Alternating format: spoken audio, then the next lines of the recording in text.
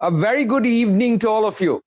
A very good evening and a warm welcome to today's episode of when I talk about varsity to versatility. I think we all know this that we Indians, we all have this demographic advantage. We have this demographic dividend. Where the whole world is growing older, India is growing younger, right? And so by the year 2020, Indians, our average age would be 28, 29, where the whole world is going to get into 40. The US is getting into 40, China getting into 41, entire Europe getting into 46, and Japan 47. So we have this demographic dividend advantage.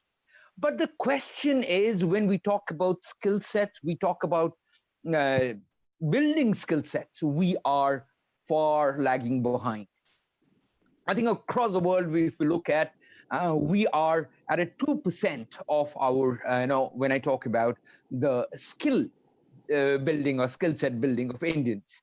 I think that's a huge, that's very important today, that we all understand the importance of building skills, developing skill sets, so that people, the students, the kids become ready for jobs, job ready. And we all know, all right, so we all know that every year, 500,000 engineering graduates graduate every year. But look at it, predominantly, most of the companies say that 57% of the students are not ready. They are not happy with their skill set. Is it only about subjects? No, it is not only about subjects. It is about the skill sets. It's about the skills they come with. It's about the companies. What are they looking at? What kind of skill sets they are looking at? So that's the only reason why we got this done today. And we have amazing people today. I mean, say, to start off with, we have three vice chancellors of three different universities. We have Dr. Shivaram Khara, Vice Chancellor, Sharda University. We have Professor Dr. S.P. Singh, Vice Chancellor, Royal Global University, and we have Professor Dr. Dipendra Kumar Jha, Vice Chancellor, Adamas University.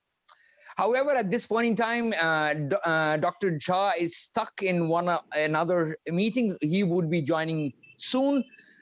Before I go ahead, without further ado, I would invite Professor S.P. Singh to start the discussions. God, thank you so much to the organizers and the host today. I always get a first chance to speak. This is good for me as well as a little challenging also, because somehow once you speak in the beginning, you have to set the tune. So my esteemed fellow speakers, fellow vice chancellors from Sharda University and Adamas University, all other eminent panelists and speakers for the day from the corporate and academia, and to all the participants, and especially they're specifically sparing time in the Saturday evening. And I'm very, very grateful to all of you.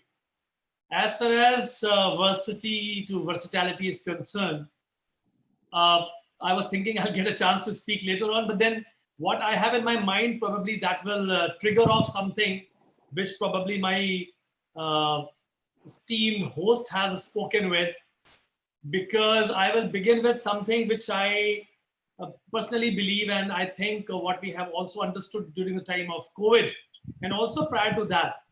And I always say that it is very important to have a better EQ than IQ. And I always give example that in Fortune 500 companies, 50% approximately people working there are Indians. It is basically because they have better EQ than IQ. We can work with anybody in the world. We can work with Germans. We can work with Swiss. We can work with French. We can work with American. We can work with Afghans. We can work with Pakistani. We can work with anybody, anywhere in the country, in the world. If at all, we are Indians. So this is the great achievement of all of us. We are very, very versatile in that point of view. As far as Oxford definition of versatility is concerned, we all know very well it is about ability to adapt, and maybe defines adapted by many different functions and activities. If our functions and activities are very adaptable, and somehow, at least I can talk about my generation, we are very, very adaptable, and therefore this COVID time also we have adapted very well. We all teachers in all educational institutions have adapted to this very well. However, once we talk about versatility in due course of time, I think by default, we have been groomed in such a manner that we are very, very versatile. We adapt to many things. Yesterday, I was observing, I don't know, that I was listening to 2 webinars at a time. One through my iPhone, and second was through my computer. And I was able to listen both. And you won't believe I was able to understand both. And I was jotting down notes for both. So that much of versatility I have seen myself. I don't know what communication expert will say about it. I may be having some psychological issue. I don't know. But I was listening to both. So that kind of things we have gradually developed in the last 100 days. I would say that 100 and 105 days. And we are very versatile. Second point, I would like to say that about the skill sets, and people are talking about the skills. I don't believe that much in skills. My way of versatility is that if you are skilled in a particular area and you are too much focused in a particular area, your versatility becomes less. You are not in a position at that point of time to change, to accept and adapt quickly once you are being stereotyped for a particular type of a mindset, or maybe particular type of a high-end skill.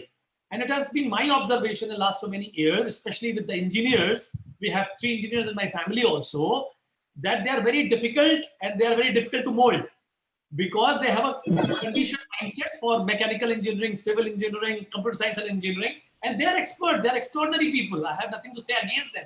But versatility becomes less once they are too much focused on a particular area. As a geologist, manager, and a law graduate, I would say that unless and until you have, diversified knowledge of the subjects around you, and you utilize your one subject try to experiment with other subject and mingle it to find out something new, which may be a combination of the subjects, I think versatility becomes less. This is my personal experience I'm sharing with you. there's a 4D framework which has been given by Fedel. I think most of you know that: knowledge, skill, character, and meta learning. Knowledge, skill, character, and meta learning. I mean, skill is not enough unless and until you are having right kind of knowledge, and knowledge is also not enough unless and until you have a right kind of character. So if you build in the educational institutions, especially if you build the character, you build the attitude of a person, you give them right knowledge, and right knowledge also not the specialized knowledge. That is about the conceptual knowledge, and that has been a Nobel laureate in 1991 in economics. He has said that. Schultz has said very clearly: vocational and job skills, knowledge of principles and theories, ability to solve problems and develop analytical tools, and ability to keep on learning, lifelong learning. These four things: lifelong learning, your character, your ability to adapt, and your adaptation should be useful with the knowledge and skills you have, so that you can experiment and implement things at the right time, at the right place that is required. The companies may be saying that engineers 7%, 6%, 2% job skills, whatever they have. I don't believe in that. Absolutely not. They are absolutely creating a wrong notion about my students. We are creating moldable students. We are creating versatile students. If your company require a particular job set and skills, the way TCS do, they do take them for 1 year long on the job training, induction training. You train them for a particular skill, and we are making them moldable so that they can be trained. Minimum job skills are required, there's no doubt about it. Conceptual job skills are required, no doubt about it. But expertise depends on company to company. Every company should groom their employees for the company's purpose first, and for their future growth also. If they keep on changing the job in due course of time in the same industry or the different industry, they should be given more knowledge about versatility than a particular job skills. So I am little of a different thinker with respect to management also. My subject is management. I believe in general management concept of IIM Ahmedabad. I don't go for other IIMs which is specialized in financial management, HR management, and this and that. That is all will come in due course of time in front of you. But then the general management is still the topmost management of the world and the country. So that general management perspective, the journalistic approach is very, very important. A skill in a particular area when you're going for a particular job is important. But if you're talking about today, varsity and versatility can only happen when you don't stick to a particular job set, when you don't stick to a particular skill set. Once you have a diversified skill around you and your concepts are clear, you are creative, you are adaptable. So that is what I wanted to start with in the first 5 or 7 minutes of my deliberation. I would be very, very happy to take any question in this regard, and I will try to convince everybody my inclination for versatility with respect to journalistic approach. Thank you so much, the host.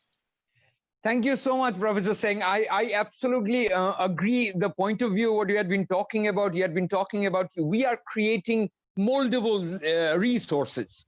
And there is a requirement, there's a need for for all the entire industry to create that framework where they are given the right kind of training, so which fits into their groove, their organization, and the future growth. I would absolutely agree with you, all right, on that perspective. Thank you so much, Professor Singh. Let me go ahead and invite Professor Dr. Khara, Vice Chancellor, Sharda University. Thank you so much, sir, for your presence, and all yours, sir. Thank you. Thank you very much for inviting and giving me time. And very pleasure to share the virtual dais with Professor Jha, Vice Chancellor of Adams University, and Professor S.P. Singh, Vice Chancellor of Royal Global University, and other dignitaries and participants, ladies and gentlemen. A very good afternoon. So it's a very good topic has been chosen for the discussions in this panel, is that your varsity to versatility. So probably it is a versatile skills and versatile university. So here I will touch upon that, the motivations for versatile ability of the graduates, which is the core focus, and to inculcate that what university need to do and what will be the framework, as well as the few backgrounds, the disruptions, the way happening, and technology is disrupting other technology, and the nature is disrupting human life and economy. So this pandemic has come. So disruptions from all angles, and probably that is dictating that the versatility or this ability of the students to adapt, these graduates in any circumstances and quickly change the knowledge domain so that any challenge in this changing world they can adapt. So just I will share my screen with a small, is disabled?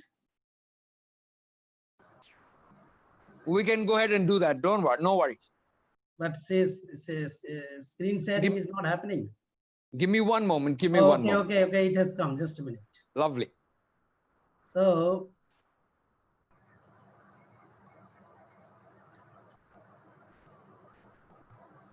that I can. So this is the core goal. Each and everybody. As Professor SPC already told that it's ability basically of our graduates or postgraduates which we are producing, the versatile capability. So that means the versatile university has to be there with the objective to produce versatile graduates. So graduates are never outdated. So graduates will have ability to upgrade and update the knowledge, skills, and attitudes, the KSA. And then rightfully told by Professor SPC that probably lifelong learning ability, if we can inculcate among the graduates, and that will create our moldable graduates that in any situations you can give any training so that they can adapt themselves and be fit into certain responsibilities. So current scenario is like this. We are surrounded by a lot of smart technologies. Okay, we are talking about AI, machine learning, IoT, and then deep learning, and robotics, the big data, all those things. Probably these are becoming no present language or the tools to give solutions for every problems. So basically 3 domains will be there where you will have very smart devices and equipments. So probably industry 4.0 in next generations, the smart devices and smart equipments will be coming, switching from robotics to some smart devices where devices itself will have capability to communicate, to sense data, analyze, take decisions, and communicate and interact with human beings and other machines as well. And then that on this tremendous data, probably AI will build up, and then also it will give a lot of decisions making informations and trends and predictions for the model or for the plan. And then tremendous communication penetrations will be there. So today we are digital divisions for urban and rural. We are also talking about smart city. And during this COVID also we have seen a lot of spectrum constant and communication problem to run the online education. So communications also will, that these penetrations, IP connectivity will increase. Thereby the tech, then it will really give the impact. The disruptions also will be there to build the motivations. You have technology disruptions, AI, digital, and then one technology disrupting other technology. So no technology really can aim for that. They will proceed with unique growth or tendency for 1 decade. In between something comes and it is disrupted. So natural disruptions also will be there, and in pandemic we have seen. So these are the things are also changing each and every moment, the skill set requirement.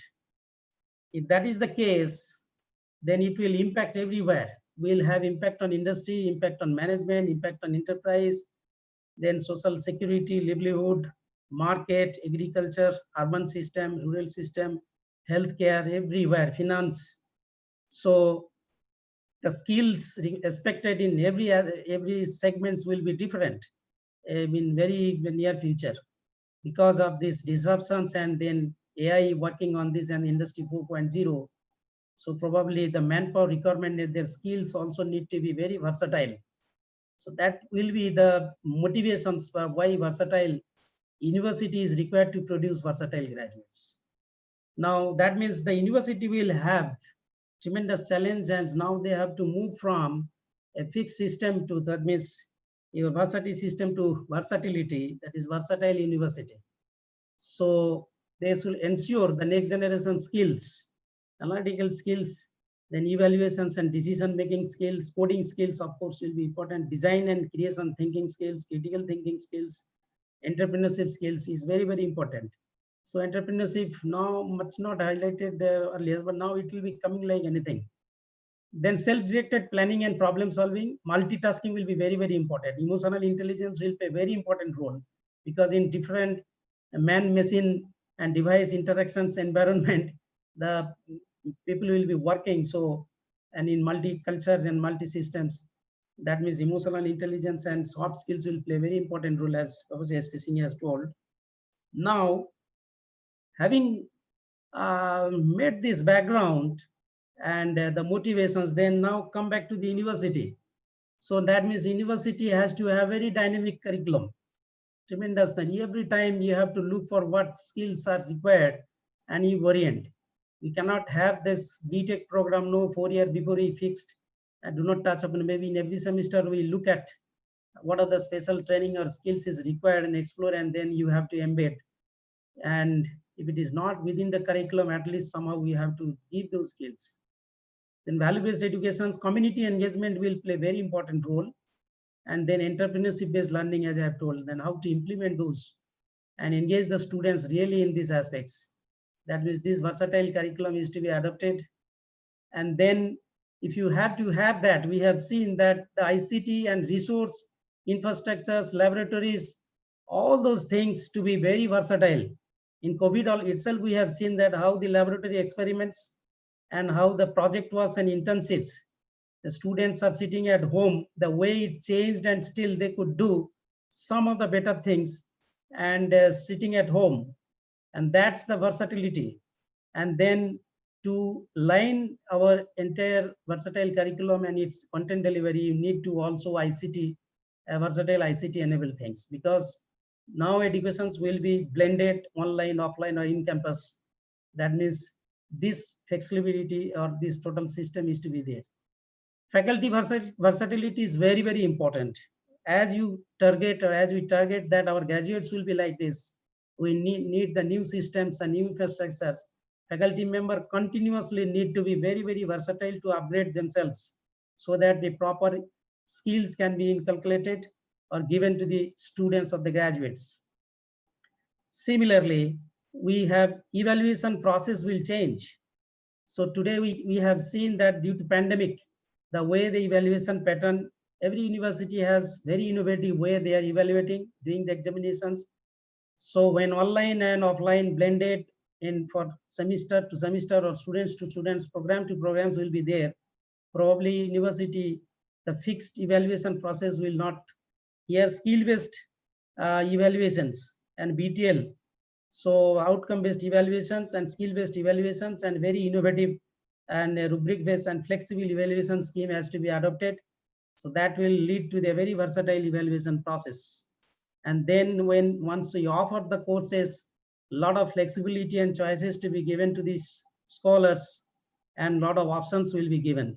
So your course credit, space of learning, then multidisciplinary, interdisciplinary courses, mode of learning, and then giving them the liberal educations and liberal arts, and then all those things. And further, we have a very efficient system to manage the students differently for different students.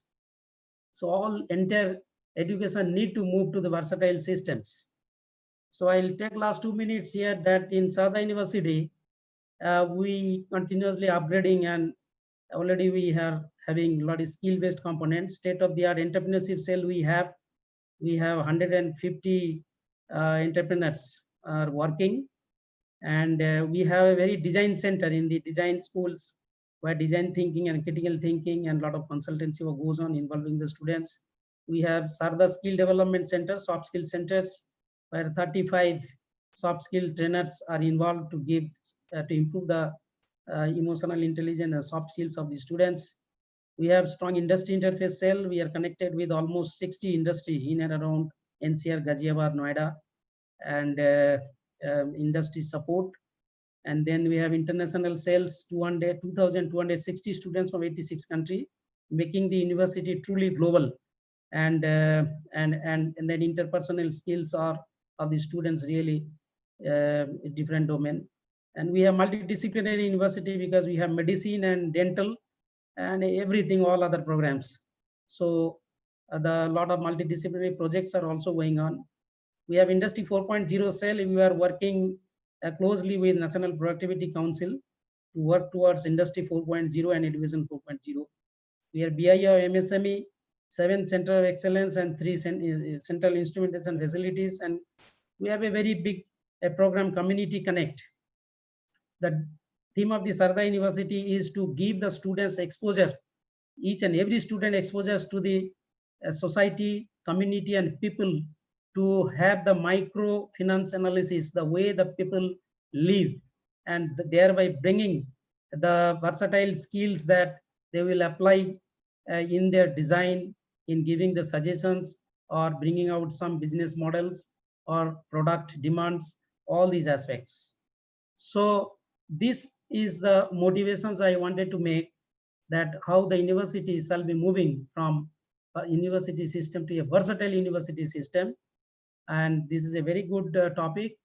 Thank you very much. Hope in this panel many things will be discussed and people will be benefited. Thank you very much. Thank you so much, Dr. Khara. Thank you, both of you. And now let me also have the pleasure of welcoming Professor Ujjwal Kumar Chaudhary, the Pro Vice Chancellor of Adamas University. He had been a legend. He had been, he's also the Dean of the Media Communication and Fashion School. All right, so I would not take too much of time. I'll just go ahead and talk about, tell Ujjwal sir to start talking, whatever he has to say.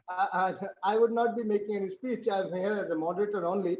Thank you for your kind words. Friends are always, liberal with adjectives and all that. Thank you very much.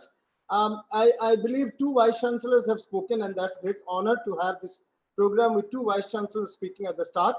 And Dr. Dipendra Kumar Jha, the vice chancellor of Adamas University, is just now in another program of QS. I hope you know QS Education International Ranking and all. And QS has just now, I'll read that matter. QS has just now, QS iGauge.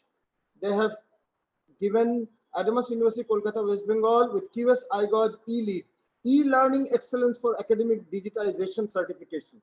So only I think 21, 22 universities have got it. So he just got it, and he's there in that program, but he'll join a little later in this program.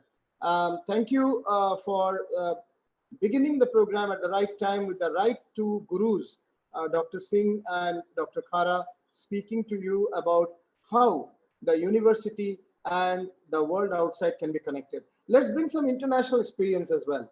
So we have with us Dr. Arindam Chaudhary, professor of Florida International University. So it could be also interesting to get perspectives from an international practice perspective. So if Dr. Arindam, are you there? I'm sure you're there. I've just now entered, so I would not be knowing. Yes, Dr. Chaudhary is there. Dr. Chaudhary, he can be highlighted, his video can be highlighted. Yes, thank you. So thank you for joining us. Are you joining us from Florida, sir? Yes, I'm in Florida. Thank you. Well, it would be great to know the experience that you have at your university, connecting the university with the world outside, connecting the university with multi-skilling, and connecting the university with the post-COVID world, which is qualitatively different from what it was perhaps pre-COVID. Over to Dr. Arindam Chaudhary from Florida. Sir, Thank you. Dr. Chaudhary, before I go ahead, I would like to invite Suchita and Amit to get into the entire panel discussion along with Dr. Chaudhary. Okay, I didn't know that. Hello, everyone. No,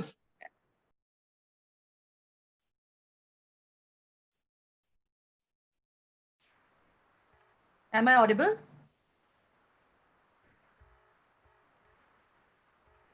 Yes, you are. All right. So I earlier actually was chatting with Shreya that I had a question which I wanted to pose to Professor Singh. However, right now we would like to hear Mr. Arindam, and once we hear him out, and then probably we can have a quick round of one or two questions that we may have to some of the members who have already spoken. Is that all right? It's okay with me. Absolutely. Please go ahead. Absolutely. Please Fair go enough. ahead. Go ahead. Please. Sure. So, Okay. shall we continue with Mr. Arindam right now for the time being? I'm sorry I didn't catch your second name, Arindam Chaudhary, I believe. Yes. All right. So we please go ahead and once all discussions are over, then we'll just ask a quick couple of questions then. So you want me to speak now? You had already started. I'm sorry, we just interrupted in between. Okay. All right. No problem. Yeah, sure. All right. Well, good morning. Actually, good evening to everyone. It's just morning here, like 8 in the morning. Thank you for inviting me. I'm a professor at Florida International University in Florida, Miami, in the engineering discipline. But I'm also concerned with hazards, natural hazards such as hurricanes, which is also happening in India now and in every part of the world. And Miami is almost like a very hurricane prone area. So one of the things that I'd like to mention during my talk is like, how do we ascertain that the present curriculum structure here in the US or worldwide is adequate to prepare students for their journey into the professional world? So the strategies that we have, at least in our university, we know that it's kind of imperative to align the curriculum with the career needs of our students so that we can ensure employment readiness and post-graduation success. And this is going to lead to workforce and industry advancement. So the student success is integrally tied to the well-nurtured sense of belonging and optimism towards the future. And at our institution, our first strategic priority is to support learners at every phase of their academic journey. And we must be positioned to shift the higher education paradigm to meet the needs of the rapidly changing world. I mean, you have seen what's happening with the COVID situation. So these kind of emergency situation makes our world ever changing. So we must meet the needs of the student for this rapidly changing world. Um, and we have to build upon our unique strengths and opportunities at specific institutions. That's also very much important. So our curriculum structure must be adequate to prepare the students for their journey in this ever-changing professional world. And we must continue to create and implement high-tech and high-touch innovative solutions that accelerate our students' academic and career success. And our curriculum must be tailored to foster the 21st century employment ready, as we call it, graduates, whose mindsets are technologically, creatively, and culturally agile. And we must be committed to create an environment that stimulates and facilitates, as many of you already said, lifelong learning. That learning has to include the certification of critical competencies such as analytic, interpersonal, global, and professional skills, as well as technological and data literacies. And we have to train our students in the upcoming state-of-the-art topics. For example, big data, cybersecurity, robotics, artificial intelligence, machine learning, and community resiliency. And we have to build synergistic networks which dynamically and organically connect our students, educators, researchers, alumni, and entrepreneurs to expand our knowledge. To this end, many of the US universities are promoting what is called Global Learning for Global Citizenship initiative that is more geared towards helping students meet three university-wide learning outcomes. What are these three outcomes? It's global perspective, global awareness, and global engagement. And if I want to just elaborate on those three, global perspective is the ability to view the world from multiple perspectives. You cannot be narrow, as we just heard in our opening remark. Second is global awareness. You have to have the knowledge of the interconnectedness of issues, trends, and systems, and global engagement, that is the willingness to address local, global, international, and intercultural issues. And I'll just give you one example. For example, I just told you about my subject of hurricane engineering. So hurricane is in the United States, we call it hurricane. In Australia or other parts of the world, we call it typhoons in China. And in Bangladesh and India, we call it cyclones, but it's kind of the same system of the storms. So how can students have a perspective of viewing these various parts of the world that are affected by similar problems? And how can they understand the interconnectedness? For example, how these natural hazards impact us, our infrastructure, for example, the power infrastructure. And once the power infrastructure is affected, how does that affect the transportation or other kind of infrastructure or communication, for a matter of fact? And then the last one, the engagement part, is where you come up with a solution that not only solves the problem at the local level, let's say in Miami, but it's a global solution. It could be applicable in some way to Bangladesh, or in some way to Japan, or in some way to coasts of India. So those are the ones, that the three pillars of global learning and global awareness. And that's gaining a very high traction in the US. So we are very much excited with this new strategic curriculum change to support lifelong learning and the global perspective of our solutions and problems. Thank you. So thank you so much, Dr. Arindam. Now let's call upon, just a minute. Let's call upon Mr. Charanpreet Singh, right? So primarily, if I have to take from what Dr. Arindam said, I would like to paraphrase it with a quote which says, it's very important that we offer opportunities to all so that we could rise to our full potential, be it with employee readiness or be it with the skill and the mindset, the attitude, skill, and knowledge to handle natural hazards while they impact us. So that was very, very insightful, Mr. Chaudhary. So Mr. Charanpreet Singh, let's call on to him, who is the founder of Praxis Business School. Sir, could we have you online?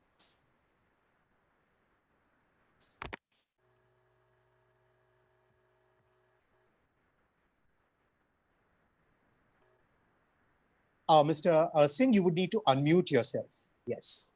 And also your video, if you could check that. Yeah. So, yeah, I was actually muted by someone, so I was trying to unmute myself for a while. Yeah. Yeah. So let's blame it on the digital influence. The human touch is more important. Yeah. So, do you have a question for me, or can I just speak upon on this topic? Yes. So the question that we had for you is, right, with the current scenario, are we preparing the students to withstand stress and shock, in terms of the cultural aspect or the wavelength and the skill aspect that they may face in the corporate world? What's your take on that, Mr. Singh? Yeah. So I think, let's, divide this into maybe a couple of parts, right? So one is, what is the purpose of educational institutions? It's a very large thing, and I think we can talk a little bit about that. And then these shocks and stress that you're talking about, is it something that's happened for the first time, or have for generations people graduated out of colleges and gone to the corporate world? And I have a couple of comments on that. And then finally, what can institutes do better? I think that there is always a room for improvement, so we will look at that. So I think, and this has been spoken earlier also by at least a couple of speakers, I think that while the primary objective of education is to kind of facilitate acquisition of knowledge, skills, values, beliefs, and all of that, but I think increasingly educational institutes are, I think, realizing and that they need to create learning people rather than just learned people, right? Because We say that at Praxis, we teach a lot of data science and AI and cybersecurity. That's what we teach all the time. That by the time you graduate out of the institute, some of the things that we teach you here from the hard side will always already be obsolete, because the speed at which technology is advancing and stuff like that. However, if we can make you better learners, then whatever you are faced with as you move out into the world, and we keep calling it a bad world, and I don't know why we do that. Corporate world is not all that bad. We've all worked there and stuff like that. But I mean, whatever it is. So even if you pick up whatever you learned at an educational institute, but the institute did not teach you how to pick up new things as you learned, did not make you a self-reflective learner, somebody who accounts, who actually puts himself or herself accountable for his or her learning. That's not True. easy, but I think that's what we need to do, so that when you go out, so that's one. Because let's look at it this way: what is the source of stress? I mean, I think the source of stress, I think there are two. I mean, I just did within my own theory. One is the anxiety of performance that creates stress, and I think the other is the anxiety of well-being. Am I having a happy, contented life? I mean, if I'm not, and I'm genuinely stressed, right? So if these are my sources of stress, then I think educational institutes should try and address both sources, so that you're better equipped to face the corporate world. And the first one is, if you are a self-reflective, the learner, if you can create that in your educational institution, then the stress of performance is addressed in a particular, at least at some level. And the second is, I think, inculcation of the right values and habits, because a lot of people talk about values, but I think it's very important to talk about habits. I mean, you can have a bunch of values in your head, but do you really walk the talk? Does the institute kind of encourage you to manifest those in actual habits? And moving forward, I think one of the habits that you need across is, are you taking fact-based decisions? Are you, it's not about what you think about, it's how you think. Because I think the what part is anyway being covered by the WhatsApp and the Facebook universities. They are trying to, tell us what to think, right? So I think it's even more important for educational institutes to tell us that, this is the way to think. People talked about critical thinking. I am very passionate about independent thinking, because I think that's really important when you are bombarded with so much, kind of post-truth or whatever that happens on WhatsApp and all of that. So I think creating better learners, creating people who have the right values and habits, uh, making people better critical thinkers and independent thinkers, right? Now, how does an institute do that? So I'm not getting into the curriculum part, because I think it was addressed beautifully by Dr. Chaudhary just now. So I think I'll leave that. We don't want to repeat stuff. But I think that, can we create, and this is very important in India. I did my postgrad in the US, so I think it's already there in the US. But I think in India, are we creating a fear-free environment for people to think? Are we encouraging them to discuss, debate, question the faculty, question each other politely, not in the way we question on social media, but in a nice way. So is our assessment, how are we rewarding just the, let's say, the concrete knowledge in a particular way, or are our assessments rewarding the ability to think? So are we taking that time out to create that kind of an assessment situation where better thinkers start doing better, and so others also understand that this is what I need to do. And the third thing I think is, I mean, are we giving enough space to another thing that I see in India a lot is that the good students get a lot of recognition and a lot of support from institutions. But if they are not the kind of people who face all the stress. The people who face more stress, starting with performance stress in the institute itself, are the students who are not doing that well. So do we have support systems within the institution to support people who actually need the support? And so in a faculty meeting, typically the people who are discussed are the people who are doing very well. And you're nurturing talent, we'll do this with these guys and all. What about the other people who really need your support? So are we really also ensuring that they are part of the community that is learning together with the community that is at this point in time maybe doing slightly better? Okay.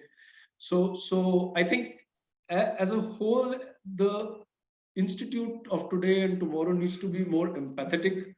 It has to give a larger space for students to debate and discuss and also question and not really, not come down on it heavily if it does that, because no new idea comes from following other people. New ideas come when you critically think what others are saying to you. And finally, I mean, they have as an institution, are you will the student 5 years later, 10 years later come back and say that, my the sense of well-being and the confidence I have, you played a great role in that, because you gave me that space. So without getting into specifics of, and it could be across subjects, I think somebody talked about liberal arts. I think we need to give liberal arts the position it requires, it deserves in society, because we are getting too much STEMitized, although that's what we teach. So it sounds very, I mean, it's a contradictory or something, but I seriously feel that's also a need. So, as we move forward in the discussion, if I have anything else to say, I'll say. Certainly. Yeah. Certainly, Mr. Singh. Thank you so much. And if I have to take it from a very insightful point that you stated, are today's universities creating learning people or learned people? To which I was recently reading a Harvard Business Review, which very categorically states that in today's day and age, for a student to be more productive, or for a student to be out there in the professional world, there is a balance between the two that we need to maintain. The foundation, which is 30%, is done by the college in terms of its core curriculum, right? Without a foundation, you cannot really build a pyramid on the foundation. So that 30% of the curriculum know-how plays a very important role. Now, getting to the topic again, which is Varsity to versatility. Now, where the versatility is concerned, 70% of a student's success in the corporate world primarily depends on the behavioral skills or the soft skills that the student develops on the go. Now, the question again is, how much of time, money, energy are institutes actually investing in that? And that is what you brilliantly summarized in terms of being a self-reflective learner, in terms of having the right values and the habits, being more fact-based in our approach rather than opinion-based. So with that, let's get to our next speaker. Suchita, over to you. Sure. Thanks, Amit. Now, before we move on to the next two speakers, as I mentioned earlier, I have one question, a quick one for Professor Singh. So in case of Professor Singh, if you're there. Yes, I'm there. Thank you. Sure. So you mentioned something about developing skills more as a generalist versus a specific skill set. I really wanted to hear a little bit more about that sentence that you quoted, because I believe I have come from a generation where we were specifically pushed to become more skilled in a certain technical quadrant, or maybe develop more of a HR or a finance. So we were told that this is what you need to do. So somewhere this statement stayed with me, that generalist versus developing specific skill set. Suchita, thank you so much for the question. Sure. As I already said, that's few skills which are of the, I would say, the level A and B, they should maintain at the level means skill, as most of the eminent speakers have already said. I mean, data analytics or whatever, the skills which are required for decision making, the skills which are required for day-to-day working, the skills which are, I'm not talking about those skills. Very specific skills like strategic HR, as you said, you are the HR person, or maybe very specialized skill in the marketing, or maybe in engineering, that everybody should have, because that is industry specific. A particular industry required a particular skill set, a specialized skill set is very, very valid and required. However, when we talk about the versatility, all those people who are in depth into that particular skill and they don't think and they don't doom themselves, as has been already told, lifelong learner and also about the learning people, they become learned people. So all too much skilled people are skilled in a particular skill. They are learned. There's no doubt about it. But they are not learning people. Learning people are those that once they reach to a particular skill set, they start developing, growing the next skill set they might require in future. And the industry should also groom those people for the next upcoming skills which they may require. I mean, today the biggest skill required during this pandemic time is that how versatile you are, how you can adapt to the adversities. And if the adversities are not being taught in the universities and behavioral skills are not being taught in the universities and attitude and habits and values and creativity is not there, all skills are useless in my opinion. That was my very clear saying. Skills are important, but the foundation should be of all these things. These foundation, lifelong learning. That was my clarity about it. Yeah, that makes absolute sense to me because I was a little confused at that point in time. So I thought I will trouble you a little bit more to understand a little bit about it. So thank you so much on that. Continuing from here, let me invite Mr. Udayan Chaudhary, if you are online right now. Yeah. Yeah, and the question here is that the workplace scenarios are getting remodeled and restructured as we heard earlier. So students who are pretty much ready to probably handle a traditional workspace, how it is going to change, whether we look at a workplace or whether we look at a co-working space, whether we look at remote working or working with a startup. So with the entire remodeling happening within this post-COVID situation, what sort of shock do you think we should get these students ready for? First of all, what kind of shock or workplace stress they may face? That could be part one. And second is that how do we get them ready, or what skills we need to develop in them that they can immediately adapt to these situations? Okay. So it's been much more than a decade since I have come out of. Can you hear me clearly? Absolutely. The volume is fine? Yeah. So it's been quite some time since I've been out of the Varsity. So thought of preparing some notes for this session and went back to looking at what do the corporates want when it comes to Indian, especially off campuses, which is across skills, etc., or across disciplines. So I found a small note. I just captured that to read out to you guys. It's funny. It's like all graduate students or degree holders, BE, BTech, MBA, MCA, MCOM, any UG, PG holders can participate. And if you have more than 65% in your degree and willing to work in any location in India, just go in and registration for yada, yada, yada. So that's what it is. Now, what that tells me, okay, and I'm just actually taking a step back to bring you into this, into the question that you have just asked me. So the ask is here. Yes, there's a threshold for percentage of marks because you can't entertain everyone. They also look at pass out years, gaps, etc., and basic call out of communication skill. But essentially, if you have seen, this off-campusing is inviting almost everyone. Okay, so what that tells us, the ask being that what is the real ask or what they're looking at is some basic skills of communication. Yes, a little bit of aptitude. Sometimes these days they do a bit of psychometric test, but essentially for skills, skills are not that relevant. That's not the point of really, your selection, right? And there's a reason. Okay, the reason is that when corporates take or absorb a workforce, especially the freshers, it's not about, if you have that skill set or if you have been educated in that discipline, it's good. You have the context and that's all you have. Okay, because the reality is very, very different or much more intense than what you read in your textbooks, right? So the concentration here is to actually get the right quality of clay, as I think Dr. sorry, I'm missing his name, but yeah, the esteemed gentleman, the Vice Chancellor had just pointed out, it is about molding the clay. So we need the quality of clay. And why do we still have those skills related question?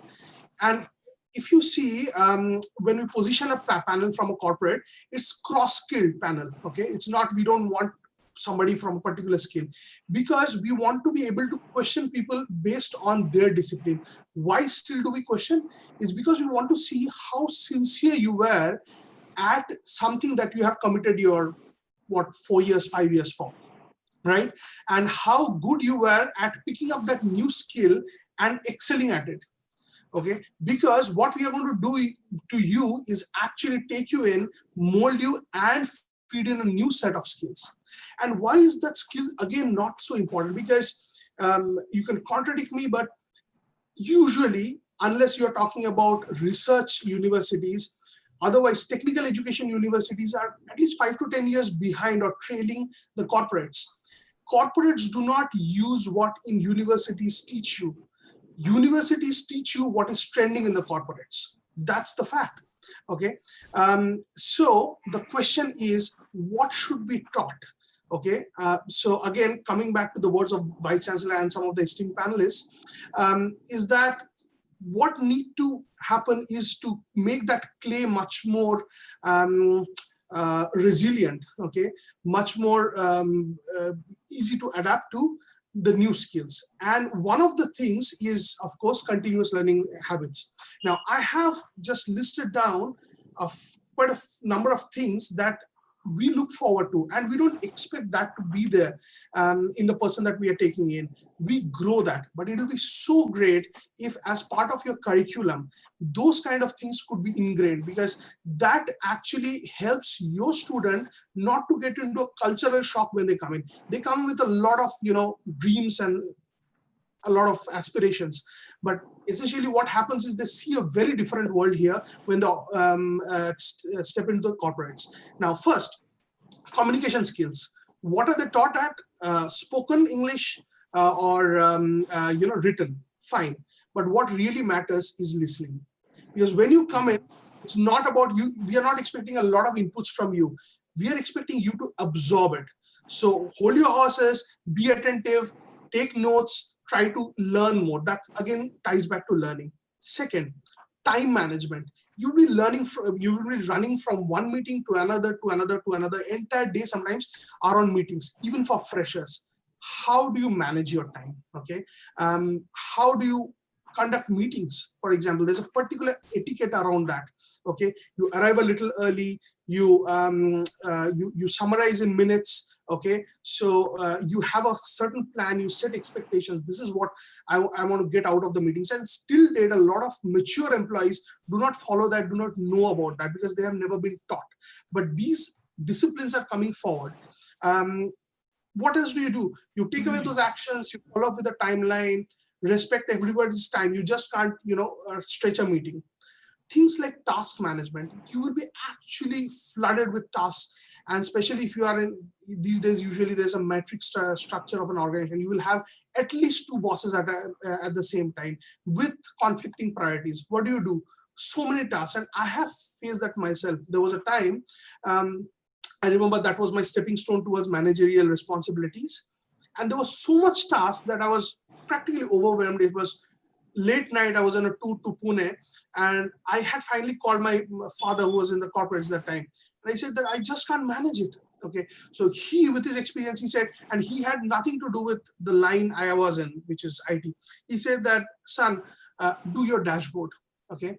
Do your dashboard, set your stuff in a clean manner so that you know what are your control on. And that worked. The very next day it worked. So task management, yes. There's an expectation of multitasking. That's another thing. Email management, very easy words, right? Everybody can write an email, but there is a particular etiquette of writing an email. Nobody reads your big paragraphs. You need to set a context. You need to tell them briefly what is the issue, and then finally say what I'm expecting out of you. If you're sending to higher officials, you say action required, because they're not going to read it. lot of things. When you are flooded with emails, you should inculcate a habit of managing those emails. There's something called a 2-minute rule. If you can respond to an email within 2 minutes, do it immediately. Else you have folders called action, waiting, archive, and that's how you manage your emails. Other things, okay, conflict management. Okay, again, conflict is usually managed from the middle tier of management to upper tiers. But when you're a fresher, what you need to know is you could be in a situation of conflict, and at that point it's very easy to lose yourself. Now, that's something to coach on. You need to operate within the boundaries of, say, the policy or decorum or whatever you want to call it. At the same time, do an escalation with the right channel. These do not just come naturally to us. Somebody who just comes out of a college will just react with an instinct. But these are things that we can coach on. Few other things. Attitude. Okay. So we always say, skills can be grown or taught, but attitude is the one which sets one apart. Now, out of attitude, one of the things is flexibility. When you're recruited, the flexibility is all about, okay, you should be flexible to work anytime or at any location, but that's not flexibility. What flexibility is about. Flexibility here, obviously a corporate actually respects somebody's constraints of working in a specific location or based on family needs during a specific hours. The flexibility expected is the outcome-oriented approach, which means you need to do whatever you need to do within, of course, the bounds of policy and morale. But finally, you need to reach the outcome. If that requires stretching yourself, you do it. But otherwise, if you can deliver your work sipping on a coconut in a swimming pool, you can do it as well. So that's flexibility. Collaboration. Okay. Again, gone are the times when you have a skill set, you sit in your cubicle and start doing what you can. Here is every day you learn, and your greatest source of learning are materials that are scattered around the web. They're scattered around your intranet, in your document repository, as well as in the brains of, or in the minds of, your colleagues. So you need to go reach out to the right person, get the right amount of data, process it, and immediately deliver your work. That's collaboration. Okay. And then big thing is values. I think somebody talked about values. So values, and of course, every organization has a set of values, but two things that I find are always consistent. One, integrity. Now, integrity, obviously, we are talking about, right work ethics, doing the right things, sticking to your policy, always play by the rules. Yes. But there is also the other part. Sorry, I just lost my train of thoughts. Yeah. You were talking about values and the workplace ethics. Yeah. I was just lost myself and just look up my notes. Sure. So the other one we see is the respect for individuals. I would say 9 out of 10 companies would have that as one of their pillars, okay, in whatever form they want to call it. But what does that mean? This means inclusiveness. Now, because you are now working in a global arena, you're working on the same floor or not, but your colleagues are usually spread out across nations, right? At that point, your outlook towards involving this, looking at genders, races, communities, religions, nationalities, and of course the LGBTI community, right? And to treat them equally, that's very important. And often it happens as a cultural shock, right?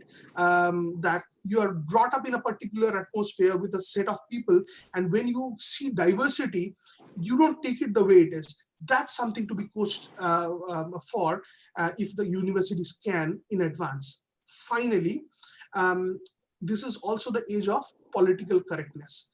Spell one thing wrong, things can go really, really bad for you. Okay, so the language that you use, I'll give you a very quick example.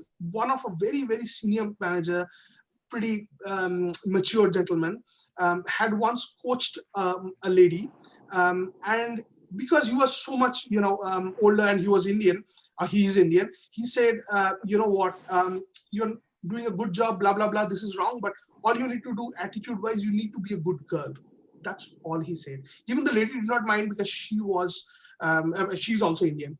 The problem is when the HR scanned the situation because of the performance improvement thingy, they said that's not the language you use. You are as if you're trying to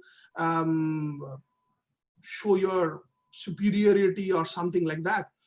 And in fact, the person who had done it with all good intentions fell under the performance scanner. Okay, the reason is the cultural context. Okay, so you have to know what you are talking and use the right word. So all these are a set of things, but to underline that, I mean, sometimes you get overwhelmed that so many values, so many things to learn in an organization in terms of values and how you conduct yourself. I always say the basics is to go back to what your parents and grandparents have taught. The values of integrity, honesty, or never to hurt people, etiquette, manners, they have all been taught to us. Whether we learned it or not, we have grown up listening to all those advices, right? Now, finally, to conclude this, what I want to say is there's a host of things. How can we actually do this? So unis or training institutes, they should look at this, these days they call it the campus to corporate kind of a package, right? But usually I've seen in YouTube and all this, a monologue. Okay, they keep talking through some PowerPoints, and that's not how it should be. Okay, it should be interactive. It should have simulations of situations. It should have facilities to put you in a situation and then record your behavior or how you are talking and play it back with feedback. Have provisions of role plays. Okay, and most importantly, this curriculum of enabling the students should be continuously revisited with the feedback from corporates. Then only you can make your students relevant and easy to transition to corporates, be it a COVID or a non-COVID world. These are the facts which will stay constant. Thank you. Thanks, Udayan. Is it okay if I call you Udayan? Is that all right? That's my name. Yeah. Yeah, sure. Or Mr. Chaudhary, if that's preferable. Oh, good. No. Thank you. I would say that, sometimes we think things, but then we hear somebody else articulate those thoughts. And I would like to really appreciate the same. You listed out things that one point that really stayed is that value system is one thing, the ethic of the organization or the core value are the things that keep us grounded, are going to help us in the post-COVID or with non-COVID world. So yes, I really appreciate the fact that role play, GD, a robust feedback system, email management, really some brilliant points were picked up that in case if we are able to incorporate in our list of skill sets, these are the skill sets which are going to help the students to even recover the shock or the workplace stress that they may come across. So we'll talk a little more about all of these points a little later. Let me invite Mr. Ravi Todi now. Mr. Ravi Todi, you'll be here.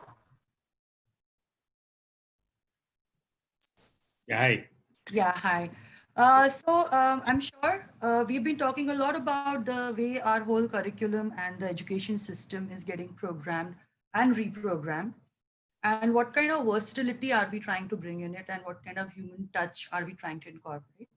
Keeping in mind the same stream of thoughts, the question here to you is that, again, the COVID world is driving us to completely remodel our lifestyle. Now, in that, how important it is to develop our students in terms of the workplace expectations, and what are those expectations that we need to keep in our mind so that we can prepare the students with those skills. Okay, good evening. Thanks, Suchita. Sure. When COVID hit us, I think the entire corporate world in India and especially in Calcutta was, just caught off guard because we didn't know what really hit us. And everything was in a hurry. Everything was, the lockdown was announced and, we had no time to even plan anything. Initially thought 2 weeks, 3 weeks. And today it's almost more than 2.5 months. Still things are not looking normal. So naturally, it has really taught us a lot of things. A lot of things need to change. A lot of things mentally, physically, a lot of things have changed. And now we are we have to think, the corporate world has to think in a very, very different way. I think the skills that what you're talking about, which comes to my mind, is something, which we have felt in the last 2.5 months. I think the students, the college guys, the aspiring people who want to come back to work, who want to take up jobs, have to become more adaptable. They have to become more digital savvy. They need to have the collaborative aspect and attitude. They have to be flexible, and their goal oriented is, I think, going to become very, very critical for any person joining the corporate world. So things are really now going to, people are going to look at goals in a different way.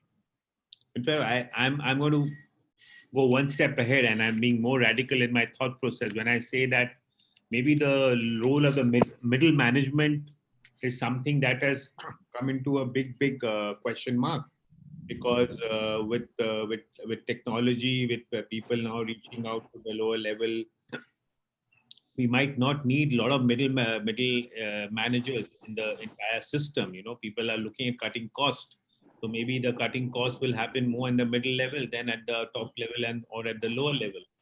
So that is what is going to become the order of the day. You need to manage your costs. You need to find the right partners. You need to communicate well within the organization, with your colleagues, with your top management. You have to become more digital savvy. You have to ensure you realign to the process and systems. I think that is now going to become more process oriented to work. And you need to also adapt work from home, because work from home was more IT. People used to think IT is the only industry which has work from home, but now all of us are working from home, and we have managed it pretty well. In fact, I'll share some of my experiences that we did with our people and how it benefited. We managed to get about rent about 35, 40 laptops and send it to the main people who were handling the back office, and so that work can continue. Work should not stop in certain areas, because work was happening in certain areas. So we managed to do that, and people had to learn the skill sets. They were not used to working on laptops. We also faced a challenge of digital, because people didn't have proper connections. So we had to buy Reliance dongles, and we had to buy the dongles and send it to the people. We did that so that at least we were connected. I think the biggest challenge for any new aspirant is how to leverage digital technology, how to adapt, and how to innovate. Because now we are all looking at people who are digital savvy, who know the latest techniques, latest methods, knows how to adapt and how to use them, and also teach us. We also need to learn, because every organization changes, and we need to adapt to that. I think it's also very important that aspirants also look at new novel business model, because business models are going to change. It's no longer remaining the same. The traditional business models are no longer, might not be viable also, might be relevant also. So new business models are going to emerge, and people need to be ready to adapt them, look at them, work on them, and maybe try to come with ideas which will help these new novel bit merger. We need to stitch together and solutions and address emerging and previously unrecognized customer needs. Customer was always the king, but in our day-to-day work, sometimes we just forget the customer. We are too busy in solving our day-to-day issues of firefighting. But today it's become very, very important. Customer is the king. Today, when the Amphan cyclone came, the biggest casualty was the cable network or the broadbands. So today, it was only because of the fiber network that we were still surviving all of the dongles. And there are also nobody even got in touch with us. We were trying to get in touch with them in 10 days, 15 days, nobody got even in touch. Same as with the customer for all other areas also. So customer is the king. It's what back the customer service and the after sales service. I think we need to be very, very careful on that. Also, I think it's time that we redefine models for collaboration and teamwork. That's become very, very important. Teamwork is very, very critical. We can't work in our silos. All the departments now have to work together, and maybe remotely or together. We have to now start working in such a way that we are uh, working in collaboration with every department and ensure work happens, because today cost is the biggest challenge. And how to ensure we survive this entire COVID period and post COVID period, because we really don't know how long we might have to live with COVID for the next year, couple of years. We really don't know till the vaccine solution comes out. And today, India, the way we all the cases are growing today, I think 18,000 cases have been detected. We might be in stage 3 very soon. So, we have to live with it. I think the challenges or the students or people coming into the corporate world, they have to be more transparent. They have to learn that transparency is now going to be the key word. You need to be very transparent with yourself or with the management or with your colleagues. You have to adapt new modes of communication. Communication is becoming the thing, and communication at all levels. I think one thing I thought that every person in the organization is very, very critical. You can't think of a small fry or a big fry. We need to reorganize and enhance our decision making. One thing that has really been very, very critical, that now we can't expect every decision from the top level. At every level, decisions have to be made. People have to be given the flexibility to make decisions, maybe wrong or right, but they will learn from their decisions. But I think uh, you have to start making decisions and learn from it. I think that's become very, very, and also I think the biggest learning also has been the data, how you can use your data. Data has become the biggest asset for every organization. How you can leverage your data. Every person coming into the business needs to understand the importance of data. And what is Geo getting the valuation for? The amount of money Geo has raised is only because of the data it has with himself, and that's why everybody's talking. So I think you need, every organization, every business has their data. You have to use the data. We really, small medium enterprises actually really don't know how to use their data and use the data effectively. So I think the person and the new age guys have to ensure that data is used properly, adapt the data and use it to your benefit of the organization and to yourself to enhance your skills. Then work from home. I think mentally be prepared. Traveling will be less, at least for the next 2 years. You have to learn to work remotely. You have to learn to work digitally. You have to ensure that proper work on home procedures are there for yourself or for your team down the line. You need to ensure that they are followed. And you need to also, I think, the one more thing which every person coming in this is needs to think, the way we evaluate the performance of every individual will change. It's no longer going to remain what it was earlier. The scales will be different. The things will be changing. I think we all have to get to it. I don't think we are ready for doing that, but I can tell you that every organization will have to rethink the entire uh, way they do a performance evaluation. They have to rethink the entire thing and be mentally prepared for the same. It will be very, very different from what it is. So these are my initial thoughts. I think I will leave it to that and continue.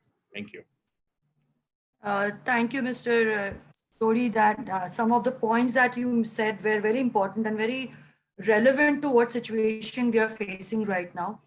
Some of them are remote, working remotely, work from home, finding that work-life balance, and also, finding out that decision-making ability. So I'll go in the reverse order to capture a few thoughts before I hand over to Amit.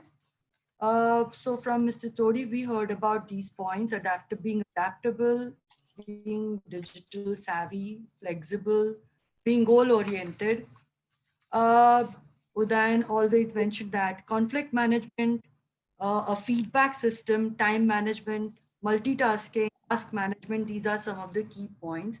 Mr. Chanpreet Singh, you mentioned about how we can base our decisions on fact and probably focus more on how rather than what. Uh, from there, we come to Mr. Aridnan Chaudhary. What caught my attention here was the three student learning outcomes, the three-way process is the global knowledge, correct me if I'm wrong. Second was global awareness, and the third is global engagement. Now, from there, we came to Dr. Khara, where one of the important points that came up was that how do we become more emotionally intelligent, which was also Professor Singh's point. How do we have the universities have a better and dynamic platform? How can we have integrated learning? And last, coming to Professor Singh, again have better EQ than IQ, and how we can have versatility versus adaptability. So those are some of the key points that have stayed with us. At this point, I would like to invite Amit to take us to the next step. Also, Amit, Sir, we would like to know a little bit more about Mr. Todi and Mr. Udan Chaudhary. So sure. I'll hand it over So- to you. Certainly. So, Suchita, taking it over from you, now that we've heard our four stalwarts kind of share their insights and their knowledge about different topics, okay, something that we also need to know about our panelists is the background that they come from.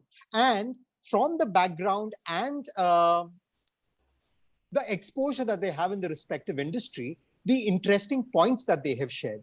So, just to kind of summarize it once again, we all know that Dr. Arindam Chaudhary is a professor at Florida International University based out in USA.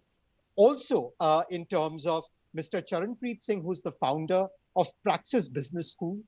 We'll also like to say a big hello to Udayan Chaudhary, who's the senior manager, management and tech consulting Accenture based out of Melbourne.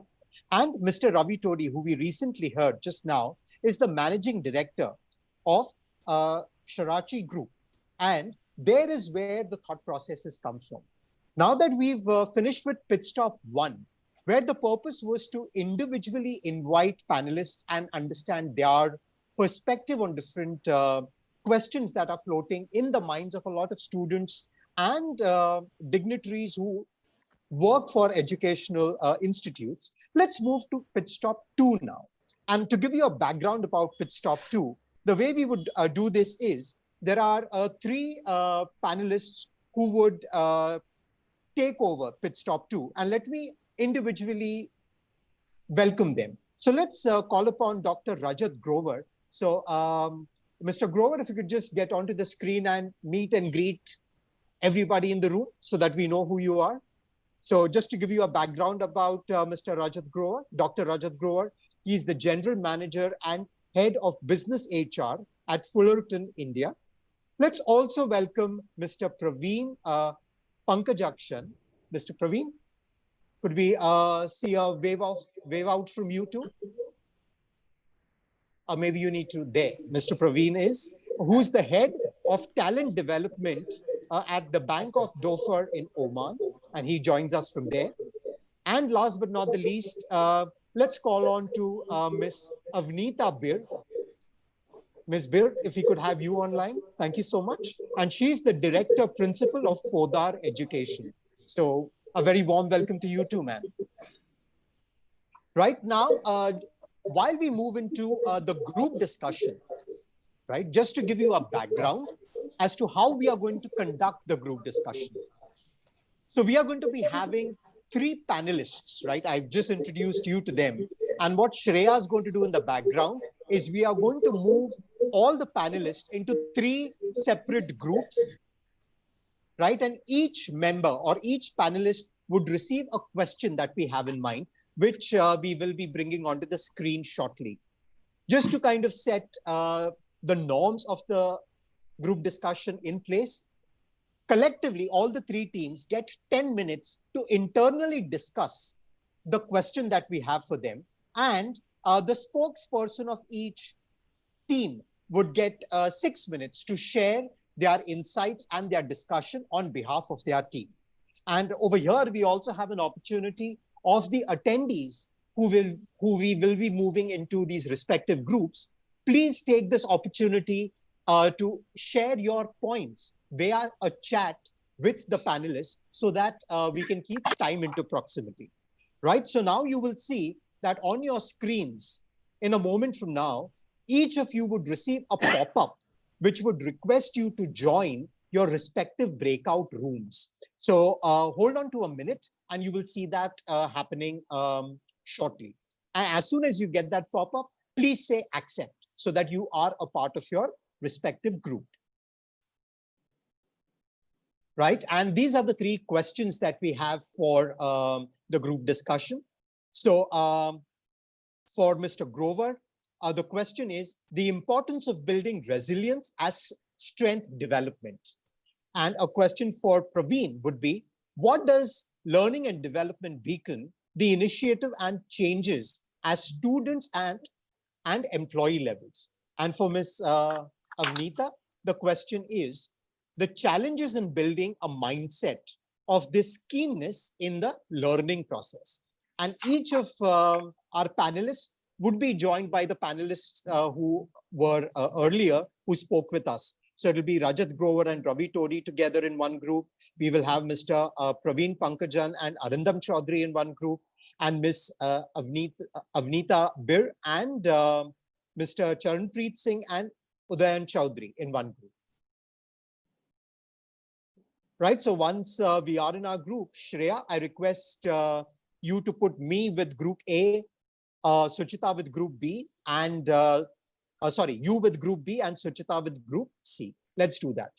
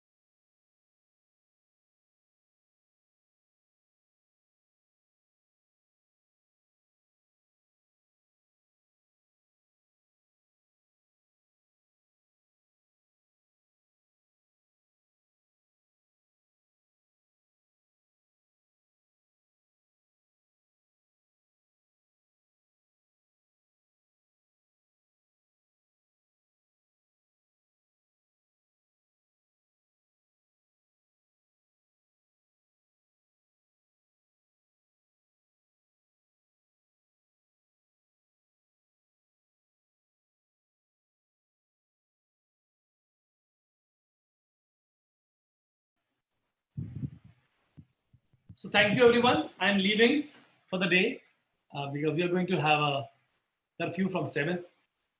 So thank you so much, Adamas and Sharda University. Thank you so much.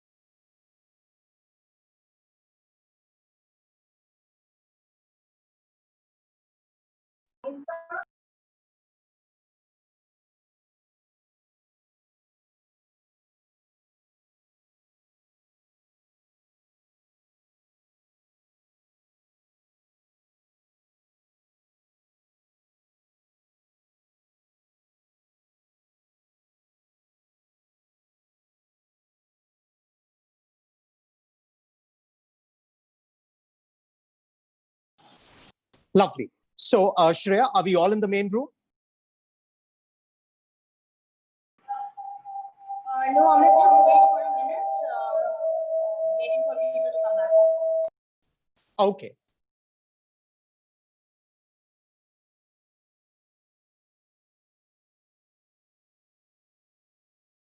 So, Shreya, do give me a heads up once everybody is in the main room, because then we could start with the group discussion.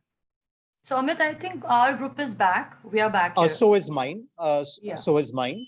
Yes. What about Shreya and Dr. Rajat Grover? Are they in? So we're back as well. Okay, back. lovely. I'm from group We are 1. back. I'm Okay. back. So, Yes. Sita, we were just in time, isn't it? We were just in time. And we got so imagine- engaged that we were Yeah. pushed. Yeah. And especially when we as mentors are teaching college students everything about time management, that is one thing that we need to be wearing on our sleeves during a group discussion chat. While that was on a lighter note, now let's get to the group discussion in terms of the understanding as what each group has discussed. So let's invite group A, and I will request Dr. Rajat Grover to share the inputs that he has discussed with Mr. Ravi Todi and his team. Over to you, Mr. Grover. Thank you. So a few things that we have been discussing over a group, I can say that. One is the resilience. We also touched upon a topic of positive psychology. We discussed about how resilience is important in our life, how mental health is becoming a very important aspect, for students as well as corporate world in today's scenario. How organizations are changing the stand on when it comes to mental health, how people are engaging with employees, and the similar way how colleges will be engaging with students to help them to have a strong mental health, which will help them to have a strong resilience strength with them, because resilience is a strength. So how can they have the most strength? How can they be more resilient? And how which will help them to come out of anything situation they face in their in their career.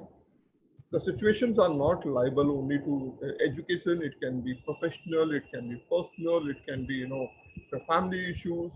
It's very important that all of us and as an organization and as a people and organization and institutes help students and people to develop resilience as a strength and help them to come out of any scenario, whether it's COVID or post-COVID, whether it's personal, because something which we also discussed, few things which were not normal before. I'll give a very small example is work from home. The world is talking about work from home. If you go back to a few months back, I don't think so many companies were talking about work from home. It was considered to be a luxury or a privilege, or there were very few companies who adopted that, and they were, listed among the companies saying that okay, this companies allow work from home, which is one of the best practices. In current scenario, everybody doing work from home, and that's going to be the norm that looks like at least for next few months, and might be because of which the organizations are changing a stand and saying let's move to work from home instead of having a physical premises for us. So it's the new normal was never there. Something which was not normal has become a new normal now, and we really don't know what the next new normal will come out to be. But the life is changing, the world is changing, and everything is changing. Resilience is the only strength which helps us to outperform, outgrow, handle stress, handle situation, and come out of everything in a flying colors. Certainly, Mr. Grover. And I believe, something that you very beautifully narrated is the experience of the VUCA world that we only talk about in theory, or we once spoke about during the 2008 or 2007 global crisis. Those are the best examples we had. And if we look at today's scenario, right, we have something that we have personally experienced in terms of the VUCA experience. And there is where I so agree to you when you say the resilience or the mental health aspect of every student needs to be catered to. And let's not wait for another Sushant Rajput Singh case to emerge or another student suicide to emerge for us to be discussing this. And I believe it is so important for us to cater to these softer aspects or reading between the lines like you beautifully mentioned. Right? Thank you so much. Thank you so much, Dr. Rajat. Let's go to the next question, where we are talking about, what is it that the learning and development genre or the vertical beacons in terms of its initiative and changes for the student at and employee level. So over to you, Mr. Praveen Pankajaksha. Let's hear it from you.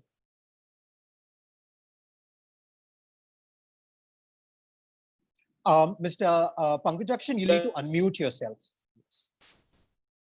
Okay, fine. That's fine. I'm okay. Fine.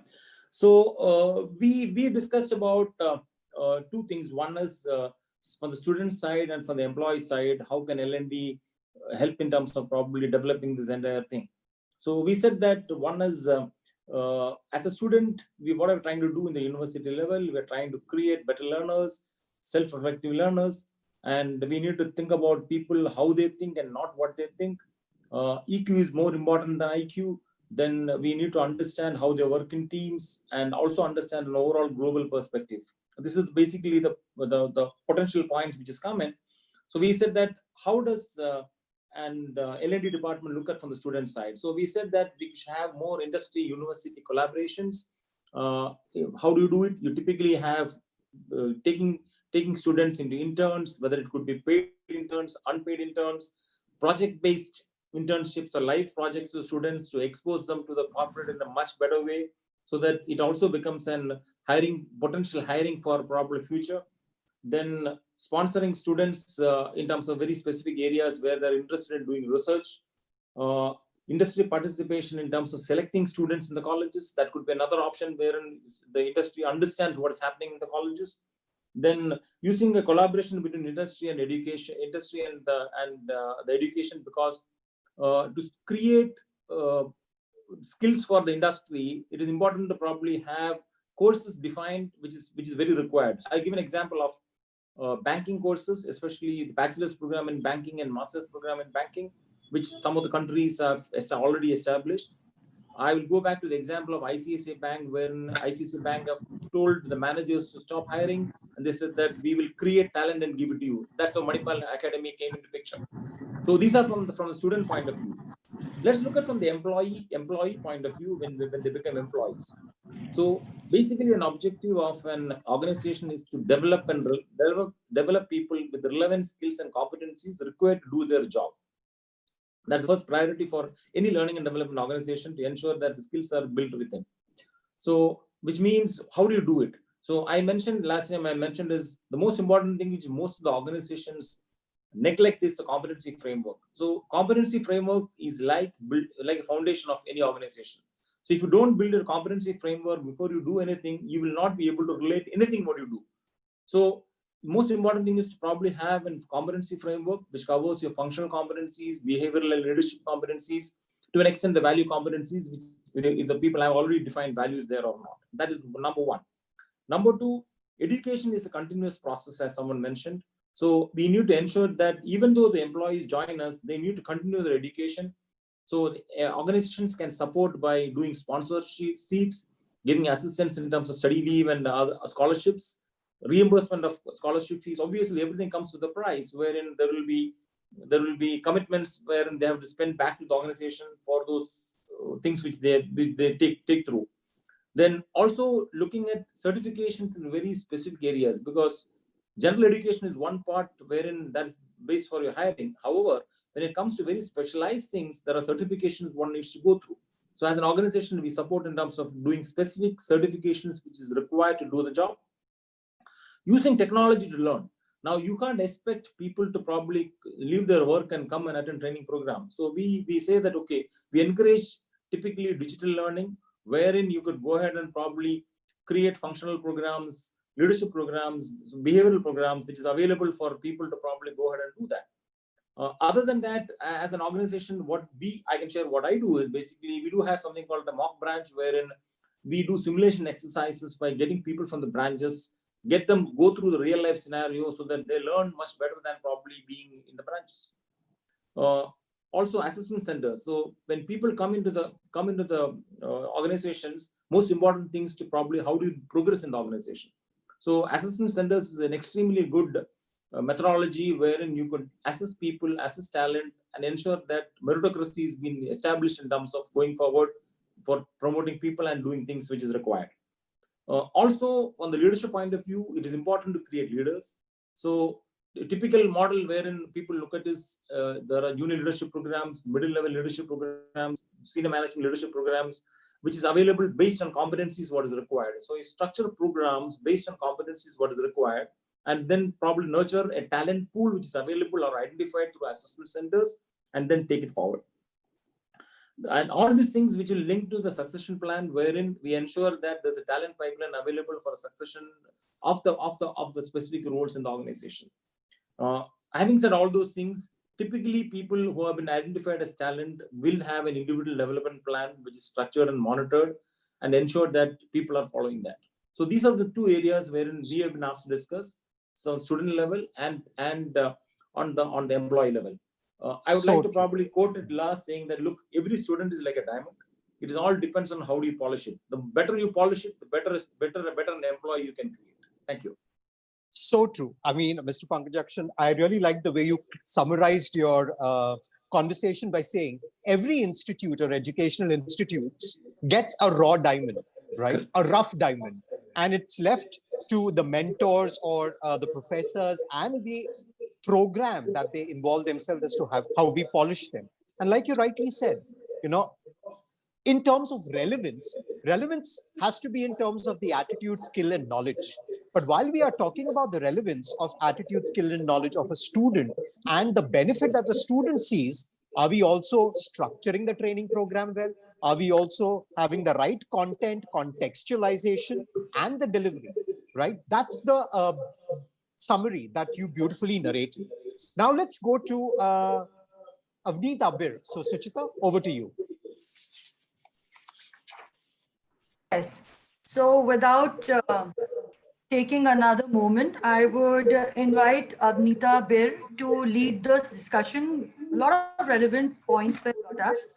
So Avneeta Bir, over to you. Yeah. Thank you, Suchita. First of all, I want to just say that It is very rare that we have this kind of spectrum of, representatives from schools, colleges, university, and the corporate world. Because, when we say education and learning is a continuum, we need to have this vertical mobility, I mean, somewhere some context has to be set, because if each one works in silos, if they work in silos, then we're not really looking at education as a continuum. And today, what I heard from all the talks, I felt that it was very heartening to hear people from the corporate sector sharing what are the skills required. I mean, and what are the challenges that they face when people come into the job place, the world of work, and at the university level, what are they preparing their children for? And then if you take it down backwards to the school level, then are schools really doing what they are not supposed to do? Because schools have been for the longest time have not changed a lot. The rate of change outside schools is at an exponential rate, but in schools we still have a very, very linear change, if at all any change. So and we our group really had the advantage of having all three phases represented well. So starting with the challenges that that can come in the way of building a mindset to learn, the keenness to learn in children. And first of all, what we really felt was important was what Charanpreet said was about the emotional safety net that we provide to our children. So if we provide an environment which is threatening, which is not conducive to taking risk and experimenting with new idea and thinking differently, because we have this fear of failure. We always somewhere putting in the minds of our children that they have to be perfect, they have to perfect whatever they are doing. And this whole quest for perfection is where we put the fear of failure in the minds of our children. And somewhere we need to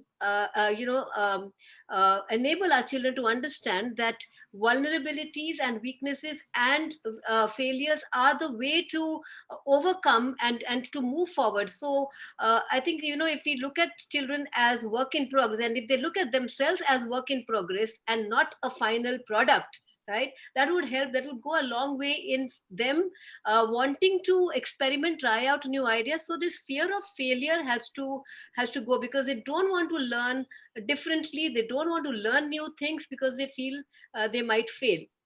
So building an environment which encourages children to try out new ideas, to be innovative, to think differently. I think that's one of the constraints or challenges that children have in wanting to learn.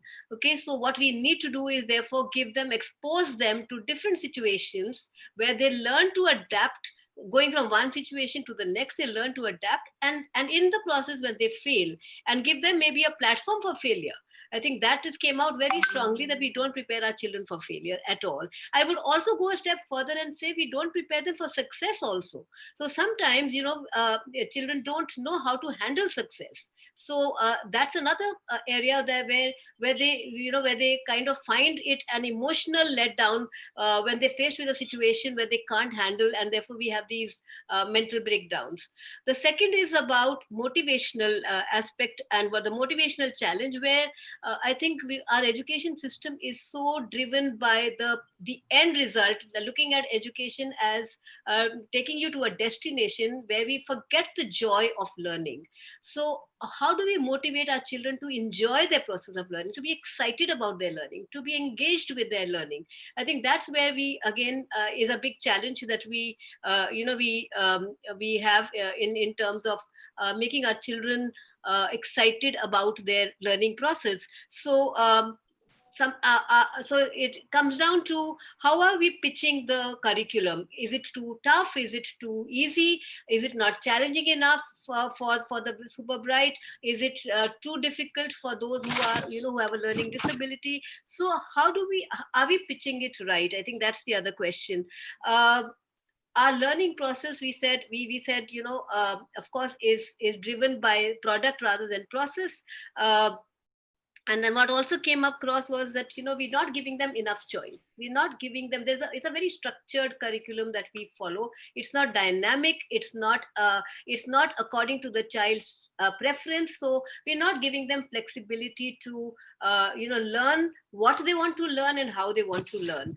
There is a lack of opportunity to apply the learning. So the practical aspect of learning is missing in our system, and so that becomes the challenge for children to learn. And in my mind, I mean, it's very what I feel with children, especially at the school level, is that we overprotect and over kind of take care of our children to the extent that they don't take accountability and responsibility and ownership of their learning. So somewhere they feel that either the school system or the college or the parents will take care of their learning, and they don't take ownership of their learning themselves. So that is a big challenge, and so they're conditioned to think that somebody will provide them with the right inputs, and so we're learning to the test, and so the excitement and the joy of learning is missing in our system, and that becomes a big challenge for our children. So true, ma'am.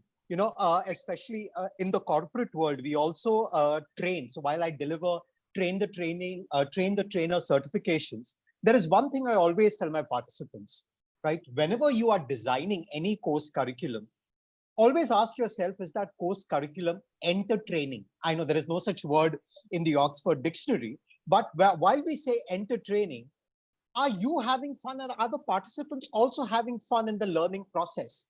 That plays a very important role for the end result to kind of surface. And that is what you brilliantly shared with us. Now, also, while we come towards the final lap of this webinar, while I was researching a little on the Harvard Business Review, like I stated earlier also, there's a very interesting snippet that I read, which states that for the success of any student, there are two parameters. One is the foundation, which is the academia or the academics, which constitutes of 30% of the foundation stone. Because without the foundation, you cannot build anything on the foundation. So the academics plays a very important role. That is 30%.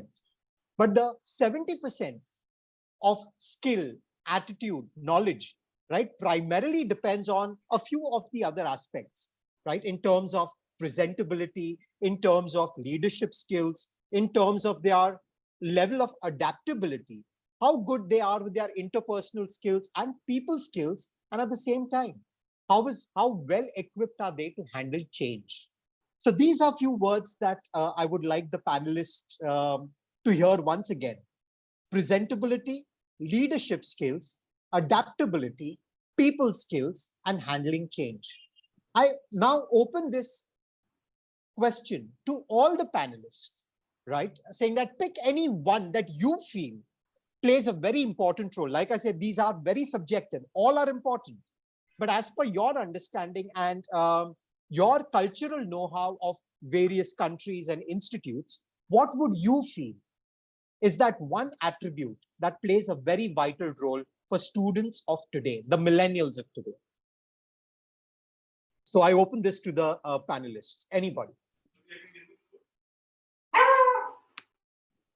Amit, can you reiterate those words? I mean, so right. Like I said, 30% is the academic or the course content, which cannot be challenged. But I'm talking about the 70% that a student needs to work on. That 70% talks about presentability. How do you present yourself in the corporate world? Your leadership skills, your adaptability to change, right? People skills in terms of interpersonal relations, and handling change which comes to you without any warning. These were the few aspects. So let's hear it from you all. Amit. Yes. Can you hear me? I mean, because nobody. Crystal clear. I'm traveling. Am I audible? I'm traveling actually. I'm traveling and I'm just. Oh yes. Yeah. We can see you and you're crystal clear also. Let's hear it from you, Mr. Singh. Thank you so much. I think you have said everything. Whatever you have said is very, very relevant. Whatever research you have quoted, everything. But once you ask me to go for one particular point, it is very difficult. But if I need to pinpoint and specify a particular trait or particular quality of a person in this versatile world, varsity versus versatility, or to become successful in due course of time in life, is adaptable to change and lifelong learner. If somebody is adaptable to change and lifelong learner, I think nothing can beat him. And whatever has everybody spoken, they will be ready for failures. They will be able to handle success. They will be ready to do more. And their aspiration of positivity will remain there throughout their life if they are adaptable and they are happy to learn new things every day. I mean, so true, Mr. Singh. So if I may just bounce back a question to you. Let's rewind a little and let's go back to your college days while you were, preparing yourself for the corporate world. If I may ask you, what were those 2 or 3 things you personally prepared yourself where adaptability was concerned, and how did you do it? I just tell you, Amit, I never prepared for the corporate world. I never thought in my life I will become a professor or vice chancellor. We prepared every time we prepared for anything which comes in front of us, we will be able to deal with it. That may be politics, that may be sports, that may be life, that may be challenges, that may be pandemic. We prepared for life. And there's it's not required to prepare for corporate. Absolutely wrong notion people have. You need to prepare for life to come. So Amit, I'm very, very straight about it. But I'm very fortunate. If you ask me personally, I was very fortunate that my family was a business family. So every day there was something new happening, change happening, positive and negative. So I've been groomed in a situation where I learned changes comes every day. Second is my department and geology, where I learned management. In Department of Geology, I learned all management things. That was also very, very fortunate that we were going. If you ask me, if every course, it becomes compulsory that for 15 days, they will be taken for a tour, an educational trip, and it will be compulsory for all, I think half of the training will be done for everyone. So true, Mr. Singh, because I can absolutely resonate to what you said. Because I remember in 1998, I completed my hotel management. And the technicalities I was an expert with. And my first job was at front office during my internship at the Taj, where soft skills was never taught to us. Soft skills was something we had to learn on the go. And, many a times not realizing that had I learned soft skills while I was in college, I wouldn't have had to bite a bullet so very often, especially in a customer facing role. And I agree to what you say. And that's the advantage or the benefit the millennials of today have, because we, like one of our panelists said, we polish the rough diamond in every aspect, be it attitude, skill, and knowledge, and then release them to the corporate world. That's a brilliant take from you, Mr. Singh.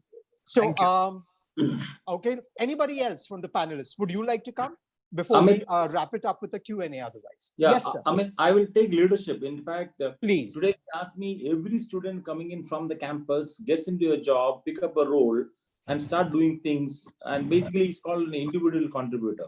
And on an individual basis, he contributes, and he keeps doing this for a couple of months, a couple of years, based on the kind of job he's getting into. And over a period of time, he becomes a manager. So which means he'll be asked to suddenly manage people. Now that's where the whole leadership thing comes into play, wherein half of the people doesn't migrate from and being an individual contributor to a managing manager, if you ask me. That's where people fail. Now, I've seen classic examples wherein an extremely good salesperson who has been doing wonders in terms of sales, when it probably comes and put him as a team leader, the guy fails. Because he's not got adapted and the organizations have not taken care to ensure that he gets the right skills before getting into it. And as I said, once you start growing up, managing departments, managing people, managing an organization, the leadership skills required is very, very different. So it's important for organization to ensure that leadership skills are built in from the day one, and give those right medicines at the right time to ensure that the guy grows up and has that thing. So true, Mr. Pankajakshan. So, if I have to resonate what you say, while I was understanding leadership skills, there was one thing that I always had a rough patch with, and that was using a polite refusal or how to say no. That was one thing I just couldn't do. So what was, if I have to bounce a question back to you, while you were growing, or transitioning or transcending from your student being to your professional expertise, what was that one rough patch you experienced in leadership? Would you like to share an experience? Basically, as you mentioned, I also had the most difficult thing in terms of saying no. I used to pick up everything. Seriously, that's what. See, it's not only because of what we have learned, but it could be culturally how we probably been developed and probably groomed at home. So and if you ask me, over a period of time, I learned how to be assertive, and how to be assertive without probably being saying without what's it called, defending on anybody. So that's an important thing, and I also felt it some point of time during my career that it's important to be assertive rather than probably being too aggressive. So true. And that's what we say, having a balance between assertiveness and a pinch of aggression is what the leader needs to know how to balance, so that we are direct, but we are not offensive at the same time. So while we take that from you, Mr. Pankajakshan, a final thought from Dr. Arindam. Let's hear it from you. And then we move to an open discussion on Q&A. So Dr. Arindam, over to you. I think all these points are extremely important. However, I also would like to emphasize the trait of teamwork, because I think in today's world, teamwork is extremely important, because you cannot be a sole player to achieve anything. And the way that I cultivate that in my students, whenever a new student comes, a PhD student, I put him or her in the team with my other more experienced students, and they learn from each other. And then by the time they graduate, they're not just conversant with one topic, but various topics in engineering. So that kind of teamwork is extremely important. And the same thing, the pedagogical changes in US is happening with something which is called active learning, in which we stopped being what we call sage on the stage, that we go and we lecture and people just take that as a gospel. No, we are creating active learning strategies where students form small groups, and their peers, the same undergrad students, they help their learning. And in the same time, they learn from each other. In this way, they hear me less, and they get a chance of working in small groups and looking at open-ended questions, which prepare them for going to the new world. Brilliant. So these are the things which make me believe that more than ever we need in our students an essence or a motivation for pursuing teamwork. That's so true, Dr. Arindam. And I absolutely, totally resonate with the statement or the quote you said, saying that as leaders, we need not be a sage on the stage, but what we really need to be, or what we really need to learn, is how is it that we can be that guide who stands by the side. And that is what a true spirit of leadership is all about. And with that, let's hand it over to Joy, who will kind of conclude this session for us. So Joy, over to you. Thank you so much. I really appreciate it. It's been really, I'm delighted that I have had, I've heard multiple discussions, multiple ideas on working on versatility from the university onwards.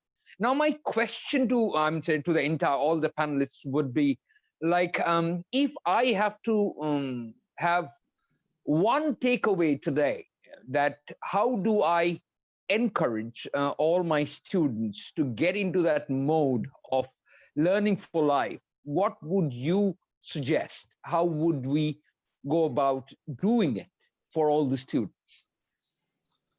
Well, let me take a go at that, if that's okay. Sure. Yeah, okay. I'll be crisp, actually. And I just wanted to add one example in support of group number one's, this COVID work from home thingy. It's an example from National Australian Bank. So the chief people officer, or whatever it's called, the people person, Susan Ferrier. And what she did, it's pretty remarkable. She brought in this mindset of, instead of the pre-COVID worlds asking, how will you operate from home and create, it still deliver work. Now the question is, what will you do coming to office? So you need to answer that. If you really have something to do that you can do from home, then only you come to office. So that was just one thing that I wanted to contribute on that. But now coming back to what I would suggest to the generation for an ongoing learning. So this is the thing. Number one, for corporates, unis, and in fact corporates to be specific, as a rule of thumb, 10% of your cost of employee, which is your overall remuneration package, should go on learning. So it means if you're paying 100K to them for a year, 10K separately should be kept apart so that you can skill them, because that's an investment that you're making on your inventory to make it, to make it usable in future. Okay, that's one. Second, to the people who are like employees like us or people in the unis, you should have your own personal budget, okay? Because there will be things that your corporate, you should not be at the mercy of your employer of how they train and what they train you. So you should have your personal budget on learning, and at least it should be equal to or more than your personal entertainment budget. So all that, think about all the money that you're spending going to restaurants, cinemas, and where all, okay? So put that aside and think about how much you should spend for your future. So it should at least match up to that. Finally, to conclude it, I would say, as I always say, the mantra is stay curious, stay up to date, and stay relevant. That's all. Thank you. Thank you so much, Udayan. I'm saying, what I heard from you, if I need to reiterate, so it's you're talking about from the organization, from the company corporate perspective, all right? So that was what, when I talk about on-job training, that's what you think should do, the corporates should do.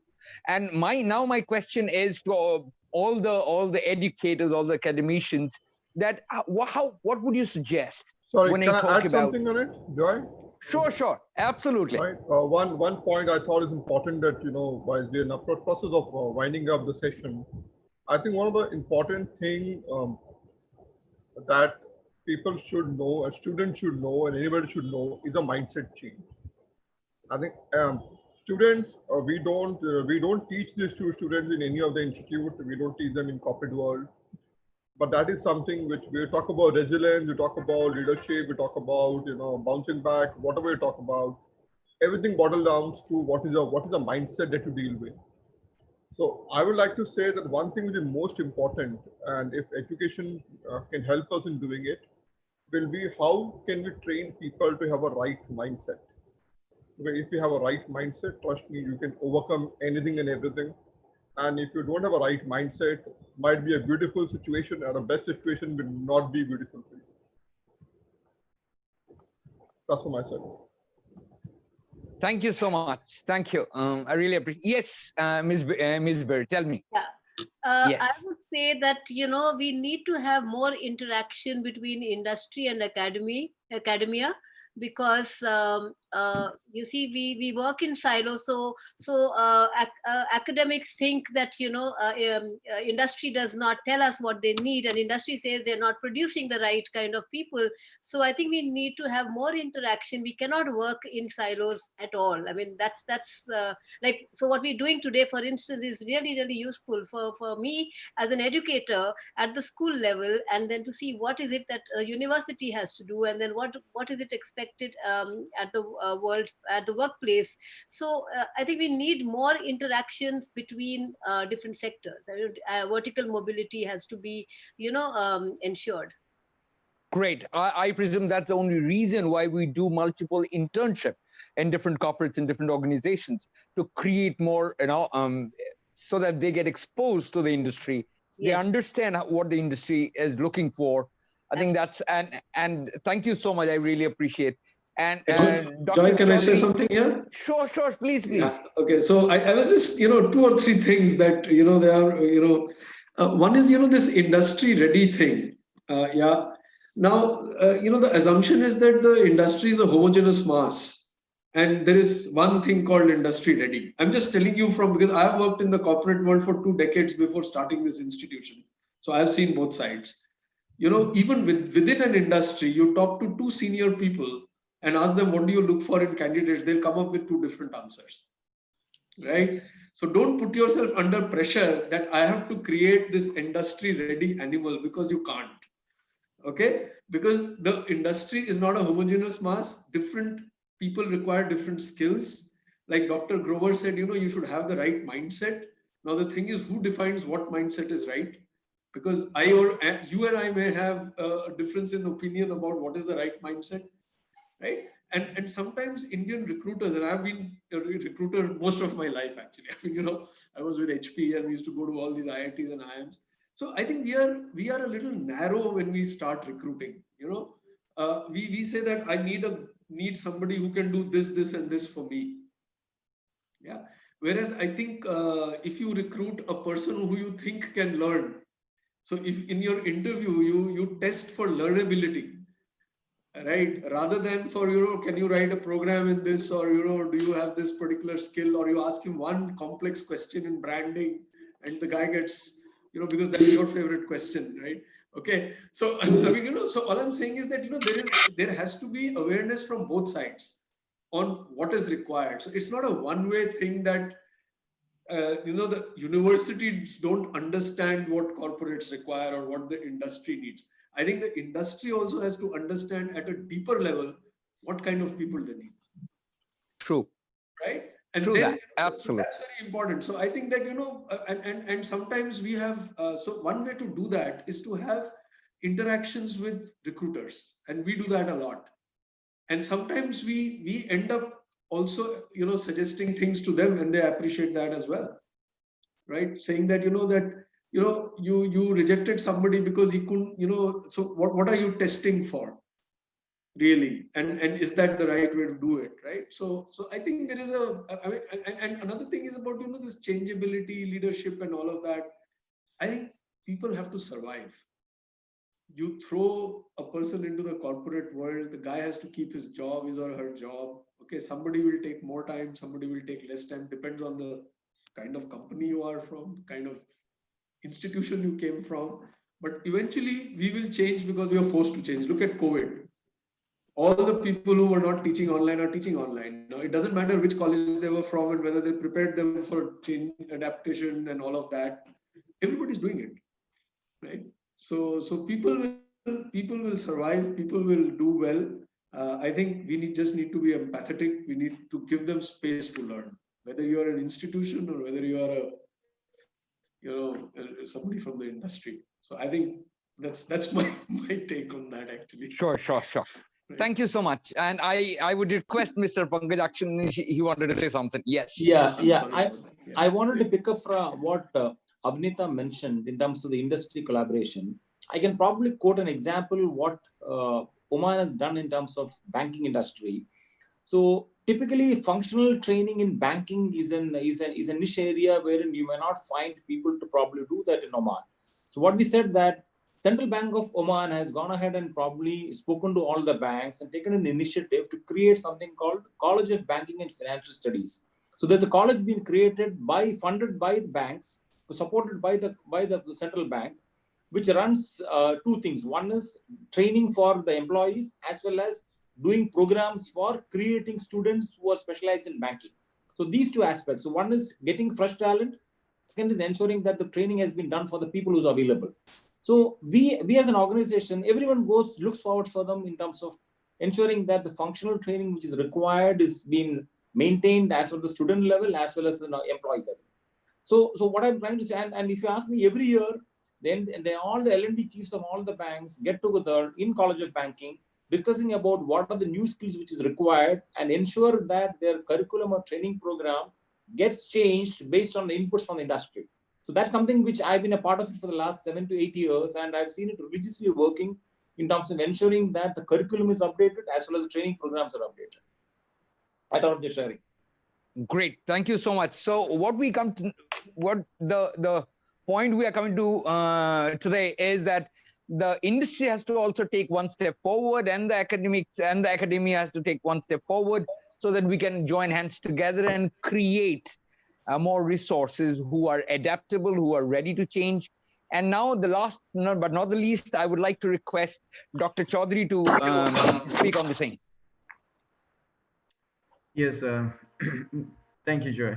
I'll piggyback on what Avnita said, basically on the industry collaboration, let's say. I'll give you an example of a unique program that we have here in the US, and it's funded by National Science Foundation. It's called Industry University Research Collaborative Center. So the way it happens is the National Science Foundation, which is a federal agency, gives a pot of money, which is matched one-to-one by relevant industry partners from all the sectors, risk modeling or disaster management or whatever. And the industry people are the ones who kind of decides which projects are going to be taken for the research. So let's say we have all these academia, all professors, we think that these are 10 great ideas, but to the industry, it might not mean much, right? Because we have our own academic glasses, as I say. So they are the ones who vote and say, these 5 are the most relevant to our needs. And those research projects go on, and the funding is available to carry on those research projects. And then our students, our PhD students or master students, they work on these projects and they get a chance to interact with the industry partners firsthand. So they know what the industry needs are. So when they graduate, they already have that real world connection. First thing, it helps them to get the jobs because they know them. Then it helps them to know the relevant industry problems so that they have more knowledge on what the industry needs. So I think these kind of programs, I'm not sure if these kind of programs are there in the Indian university and colleges, but I think these kind of official programs that are supported by government, bringing the industry in the mix, so the faculty, students, industry can all work together. We have regular conference call with the industry partners, with our students doing the presentations. So just think about it. They're making presentations to some of the top corporate in the whole world. So that gives tremendous impetus, tremendous confidence, and the knowledge they need to be industry ready. So that would be my take. And one quote I want to just mention that I always tell my students and also my faculty, none of us is as smart as all of us. So just work in team, and you can make the whole to be greater than the sum of the parts. That's all.